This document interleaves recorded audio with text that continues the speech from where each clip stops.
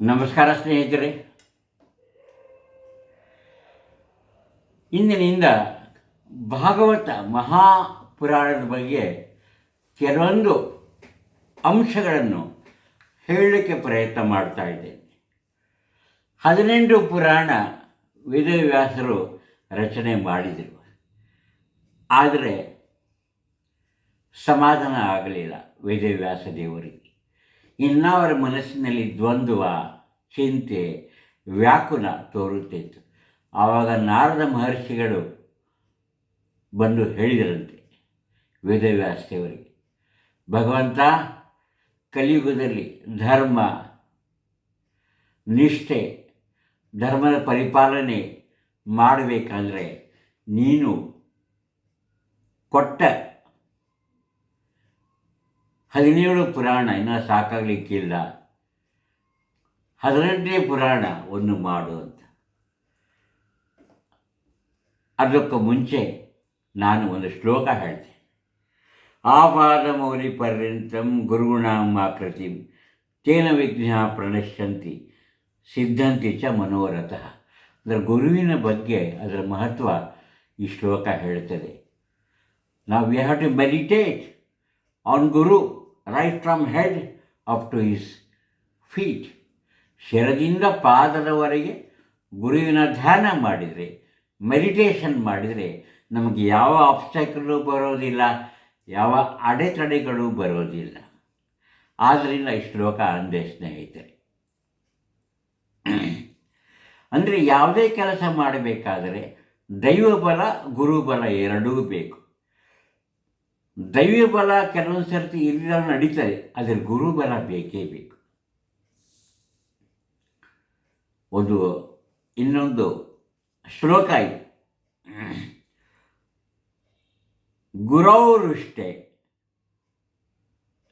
ಹರೌರುಷ್ಟೆ ಗುರುತ್ರಾತ.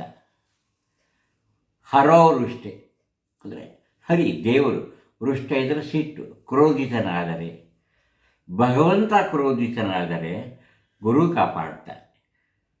ಹರೌರುಷ್ಟೆ ಗುರುತ್ರಾತ. ಇನ್ contrast, ಗುರೌರುಷ್ಟೆ ನ ಕಶ್ಚನ್. ಅಂದರೆ ಗುರು ಕ್ರೋಧ ಮಾಡಿಕೊಂಡ್ರೆ, ಗುರು ನಿಮ್ಮ ಮೇಲೆ ಸಿಟ್ಟಾದರೆ ನಿಮಗೆ ಯಾರೂ ರಕ್ಷಣೆ ನೀಡೋದಿಲ್ಲ ಅಂತ ಈ ಶ್ಲೋಕದ ಅರ್ಥ. ಹರೌರುಷ್ಟೆ ಗುರುತ್ರಾತ ಗುರೌರುಷ್ಟೆ ನ ಕಶ್ಚನ್. ಆದ್ದರಿಂದ ಗುರುಬಲ ಬಹಳ ಮುಖ್ಯ. ಒಂದು ಕಾಲ್ಪನಿಕ ಕಥೆ ಇದೆ. ಯಾರೋ ಒಬ್ಬನು ದೇವರಿಗೆ ಅಪಚಾರ ಮಾಡಿದ್ದಂತೆ, ಭಗವಂತನ ಬಳಿ ಹೋದಂತೆ. ಏನು ಭಗವಂತ ಮೊದಲು ಯಾಕೆ ಏನು ಬಂದಿ ಅಂತ ಕೇಳಿದ್ದಂತೆ. ಇವನು, ನಿಂಗೆ ಸ್ವಲ್ಪ ಅಪಚಾರ ಮಾಡಿದ್ದೀನಿ, ನಾನು ಕ್ಷಮಿಸಲ್ಲ, ಹೋಗು ಅನ್ನಂತೀವಿ. ಅವಾಗ ಗುರುವಿನ ಕಡೆ ಬಂತು, ಗುರುವಿಗೆ ಹೇಳಿದ. ಗುರು ಕೇಳಿದ್ರು, ಏನಪ್ಪ, ಏನು ತೊಂದರೆ, ಯಾಕೆ ಬಂದಿ ಇಲ್ಲಿ ಅಂತ. ಇಲ್ಲ ಗುರುಗಳೇ, ಸ್ವಲ್ಪ ತೊಂದರೆ ಮಾಡಿಬಿಟ್ಟೆ. ಏನು ತೊಂದರೆ? ನಾನು ಭಗವಂತನಿಗೆ ಅಪಚಾರ ಮಾಡಿದೆ. ಹೌದಾ, ಬಾ ಭಗವಂತ ಹತ್ರ ಹೋಗೋಣ ಅಂಥೇಳಿ ಅವನ್ನ ಕರ್ಕೊಂಡು ಭಗವಂತನ ಬಳಿ ಹೋದ್ರಂತೆ, ಶಿಷ್ಯನ ಕರ್ಕೊಂಡು. ಕಾಲ್ಪನಿಕ ಕಥೆ, ಸಾರಾಂಶ ಹೇಳಲಿಕ್ಕೆ ಹೇಳ್ತಾ ಇದ್ದೇನೆ. ಭಗವಂತ ಕೇಳಿದಂತೆ, ಏನೇ ಗುರು, ನೀವ್ಯಾಕೆ ಇಲ್ಲಿ ಬಂದಿರಿ ಅಂತ. ಏನು ಭಗವಂತ, ನಿನಗೆ ಬುದ್ಧಿ ಇರಬಾರ್ದ? ಆ ಮನುಷ್ಯ ತಪ್ಪು ಮಾಡಿದನಂತೆ, ನಿನಗೆ ಕ್ಷಮಿಸಬಾರ್ದ? To err is human to forgive is divine ಅಂತ ಗಾದೆ ಮಾತು ಕೇಳಿದ್ವೋ. ಭಗವಂತ ಆವಾಗ, ಆಯಿತು ಗುರುನ ಕರ್ಕೊಂಡು ಬಂದಿದ್ಯಾ, ನಾನು ಕ್ಷಮೆ ಮಾಡ್ತೇನೆ ಅಂತ ಹೇಳಿ ಕ್ಷಮಿಸ್ಬಿಟ್ಟು. ಆದ್ದರಿಂದ ದೈವಬಲ ಜೊತೆಗೆ ಗುರುಬಲ ಬಹಳ ಮುಖ್ಯ. It is precious, it is important, it is of vital paramount importance. ಆದ್ದರಿಂದ ಗುರುವಿನ ಬಲ ಬೇಕು. ಪುರಂದಾಸ ಅದಕ್ಕೆ ಹೇಳಿದ್ದಾರೆ, ಗುರುವಿನ ಗುಲಾಮನಾಗುವ ತನಕ ದೊರೆಯದನ್ನ ನನಗೆ ಮುಕುತಿ ಅಂತ ಹೇಳಿ. ಆಮೇಲೆ ಭಾಗವತ ಇದು ದೊಡ್ಡ ಗ್ರಂಥ. ಒಬ್ಬ ಪಂಡಿತನ, ವಿದ್ವಾಂಸನ ಜಾಣ್ಮೆ, ಮೇಧಾವಿತನ, ಇಂಟೆಲಿಜೆನ್ಸ್ ನೀವು ಟೆಸ್ಟ್ ಮಾಡಬೇಕಂದ್ರೆ ಅವನ ಭಾಗವತದಲ್ಲಿ ಅವನಿಗೆ ಪ್ರಶ್ನೆ ಕೇಳಿ ಪರೀಕ್ಷೆ ಮಾಡುವಂಥ ಶಾಸ್ತ್ರಕಾರರು ಹೇಳ್ತಾರೆ. ನಾನು ಹೇಳ್ತಾ ಇಲ್ಲ ಇದು. ಭಾಗವತದಲ್ಲಿ ಅವನಿಗೆ ಮಾಸ್ಟ್ರಿ ಇತ್ತು. ಇಫ್ ಹ್ಯಾನ್ in depth knowledge on Bhagavata Mahapurana, if he knows the ins and outs of Bhagavata, then only he is fit to be called as a vidvamsa, then only is fit to be called as a pandita ಅಂತ ನಾವು ಗುರುಗಳಿಂದ ಇಂತಹ ಮಾತುಗಳನ್ನು ಆಲಿಸಿದ್ದು ಅನೇಕ ಬಾರಿ ನಾವು ಇದನ್ನು ಆಲಿಸಿದ್ದೇವೆ. ಇದು ನೈಮಿಷಾರಣ್ಯದಲ್ಲಿ ನಡೆದ ಒಂದು ಸ್ಟೋರಿ. ಉತ್ತರ ಭಾರತದಲ್ಲಿ ನೈಮಿಷಾರಣ್ಯ ಅಂತ ಇದೆ. ಅನೇಕ ಯಾತ್ರಾರ್ಥಿಗಳು ನೈಮಿಷಾರಣ್ಯಕ್ಕೆ ಹೋಗ್ತಾ ಇರುತ್ತಾರೆ. ಅಲ್ಲಿ ಶುಗಮುನಿಗಳು ಪರೀಕ್ಷಿತ ರಾಜನಿಗೆ ಈ ಭಾಗವತ ಕಥೆ ಹೇಳ್ತಾರೆ. 18 ಪುರಾಣದಲ್ಲಿ ಅತ್ಯಂತ ಶ್ರೇಷ್ಠವಾದಂದರೆ ಇದು ಭಾಗವತ ಪುರಾಣ ಸ್ನೇಹಿತರೆ. ಆಮೇಲೆ ಇದರಲ್ಲಿ ಅನೇಕ ಸ್ಕಂದ ಇದೆ, ಒಂದೊಂದು ಸ್ಕಂದದಲ್ಲಿ ಅನೇಕ ಅಧ್ಯಾಯಗಳಿವೆ. ಇವತ್ತು ಪ್ರಥಮ ಸ್ಕಂದದಲ್ಲಿ ಪ್ರಥಮ ಅಧ್ಯಾಯದ ಬಗ್ಗೆ ಒಂದು ಸ್ವಲ್ಪ ಹೇಳುತ್ತೇನೆ. ಇದರಲ್ಲಿ ಏನು ಹೇಳ್ತಾರೆ ಅಂದರೆ, ಭಗವಂತನ ನಾಮಸ್ಮರಣೆ, ಭಾಗವತ ಶ್ರವಣ ಎರಡೇ ಮುಖ್ಯ. ಶ್ರವಣ ಮನನ. Listen to the leelas of lord, listen to the miracles, so called pavadas of lord Krishna, then you will be blessed ಅಂತ ಇದು ಮೊದಲನೇ ಅಧ್ಯಾಯದಲ್ಲಿ ಅವರು ಹೇಳ್ತಾ ಇರ್ತಾರೆ.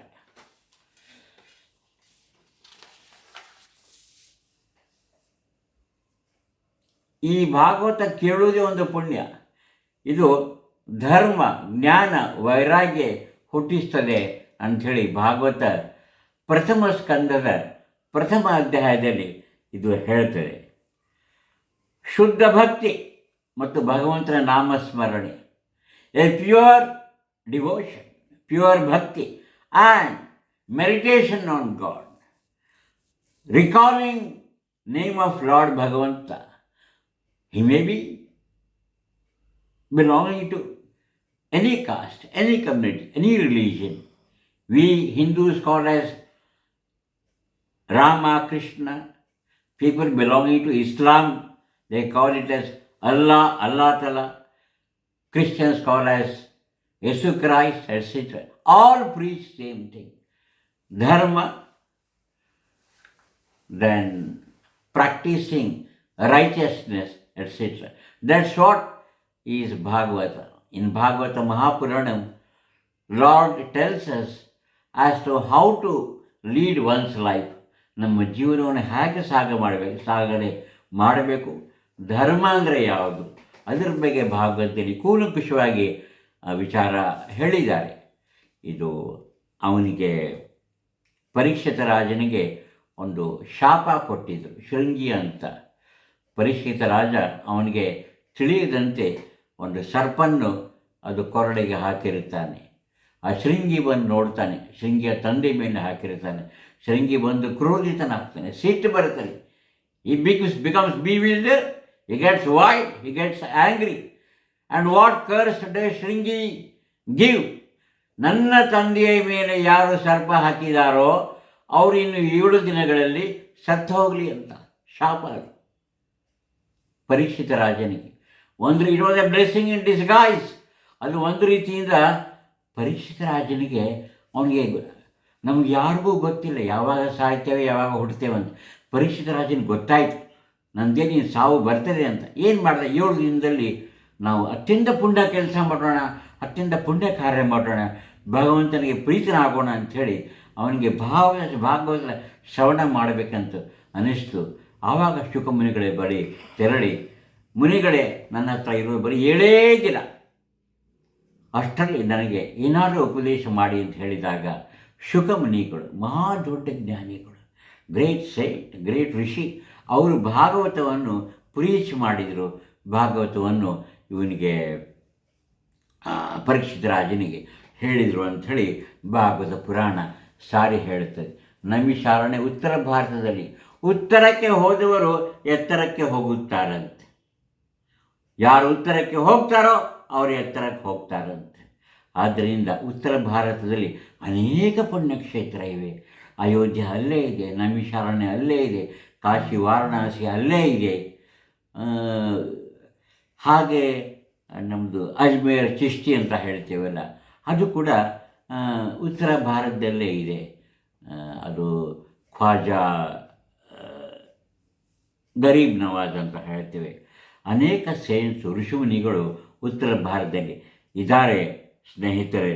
ಇದು ನಾನು ಈ ಭಾಗವತ ಹೇಳೋದು ಬರೀ I am not addressing one particular community, but it is for I think the society at large, for the community at large. ಇದೇ ರೀತಿ ಇಂತಹ ದೃಶ್ಯ ಮಾಧ್ಯಮಗಳನ್ನು ಮುಂದುವರೆಸ್ತೇನೆ ನಾನು. ಆದ್ದರಿಂದ ಈ ಭಾಗವತವನ್ನು ಆಲಿಸುವುದೇ ಪುಣ್ಯಕರ, ಶ್ರೇಷ್ಠವಾದದ್ದು. ಯಾರು ಭಾಗವತ ಹೇಳ್ತಾರೆ, ಯಾರು ಭಾಗವತ ಶ್ರವಣ ಮಾಡ್ತಾರೆ, ಕೇಳಿದರೆ ಸಾಕು, ಅದು ಅತ್ಯಂತ ಪುಣ್ಯಕರವಾದ ಪವಿತ್ರವಾದ ದಿನ ಅಂತ ಹೇಳ್ತೇವೆ. ಇತ್ತೀಚೆಗೆ ಪಿತೃಪಕ್ಷ ಆಗ ಹೋಯ್ತು, ನಿಮ್ಗೆ ಗೊತ್ತಿದೆ. ಆ ಮಾಸದಲ್ಲಿ ಪೋಷ್ಟಪದಿ ಭಾಗವತ ಅಂತ ಮಾಡ್ತೇವೆ. ಪಿತೃಪಕ್ಷ ಮಾಡಬೇಕಾದ್ರೆ ಮೊದಲನೇ 15 ದಿವಸ ಶುಕ್ಲ ಪಕ್ಷ, ಆವಾಗ ಭಾಗವತ ಕೇಳಬೇಕಂತ ಹೇಳ್ತಾರೆ. ಕೊನೆಯ 15 ದಿವಸ ಅದು ಕೃಷ್ಣ ಪಕ್ಷದಲ್ಲಿ ಆವಾಗ ಗರುಡ ಪುರಾಣ ಕೇಳಬೇಕಂತ ಹೇಳ್ತಾರೆ. ಯಾಕೆಂದರೆ ಸಾಯುವ ಸಮಯದಲ್ಲಿ, ಅಥವಾ ಅದು ಶಾಸ್ತ್ರಕಾರರು ಹೇಳ್ತಾರೆ, ಸಾಯುವ ಸಮಯದಲ್ಲಿ ಗೊತ್ತಾಗ್ತದಂತೆ ಏನು ನಡೀತಾ ಇದೆ ಅಂಥೇಳಿ. ಆಮೇಲೆ ಸುತ್ತಮುತ್ತಲು ಯಾರು ಇರ್ತಾರೆ, ಅವ್ರು ಏನು ಮಾತಾಡ್ತಿರ್ತಾರೆ, ಸತ್ತ ಮನುಷ್ಯನಿಗೆ ಗೊತ್ತಾಗ್ತದಂತೆ. ಅವನು ಮಾತಾಡೋಕ್ಕಾಗಲ್ಲ, ಅವ್ನಿಗೆ ಹೇಳೋಕ್ಕಾಗಲ್ಲ. ಆದರೆ ಅವನ ಸಂಬಂಧಿಕರು ಏನು ಹೇಳ್ತಾ ಇರ್ತಾರೆ, ಅವನಿಗೆ ಗೊತ್ತಾಗ್ತದಂತೆ. ಇದು ನಾನು ಹೇಳೋದಲ್ಲ, ಶಾಸ್ತ್ರ ಹೇಳುತ್ತೆ. ಇದೇ ರೀತಿ ದೃಶ್ಯ ಮಾಧ್ಯಮಗಳನ್ನು ಮುಂದಿನ ಕಂತುಗಳಲ್ಲಿ ಭಾಗವತ ಮಹಾಪುರಾಣದ ಬಗ್ಗೆ ಹೇಳಲಿಕ್ಕೆ ಉತ್ಸುಕನಾಗಿದ್ದೇನೆ. ಕೊಂಚ ಪ್ರಯತ್ನ ಅಷ್ಟೇ. ನಾನೇನು ದೊಡ್ಡ ವಿದ್ವಾಂಸ ಅಲ್ಲ, ನಾನು ಮೂಲತಃ ವೈದ್ಯ. ಆದರೆ ಯಾಕೋ ಒಂದು ಇಂಟ್ರೆಸ್ಟ್ ಬಂತು, ಒಂದು ಇನ್ಸ್ಟಿಂಕ್ಟ್ ಬಂತು, ಭಾಗವತದ ಬಗ್ಗೆ ಯಾಕೆ ದೃಶ್ಯ ಮಾಧ್ಯಮ ಮಾಡಬಾರ್ದಂತ. ಆದ್ದರಿಂದ ನಾನು ಕೊಂಚ ಸೇವೆ ಮಾಡುತ್ತಿದ್ದೇನೆ. ಏನಾದರೂ ತಪ್ಪಾಗಿದ್ದರೆ ದಯವಿಟ್ಟು ಮನ್ನಿಸಿ, ದಯವಿಟ್ಟು ಕ್ಷಮಿಸಿ ಅಂತ ಹೇಳಿ ಇದನ್ನು ನಾನು ಕೃಷ್ಣಾರ್ಪಣೆ ಮಸ್ತು ಅಂತ ಹೇಳಿ ಈ ಮೊದಲನೇ ಅಧ್ಯಾಯಕ್ಕೆ ವಿರಾಮ ನೀಡುತ್ತಿದ್ದೇನೆ. ನಮಸ್ಕಾರ. ಭಗವಂತ ಎಲ್ರಿಗೂ ಒಳ್ಳೆಯದು ಮಾಡಿ. ನಮಸ್ಕಾರ.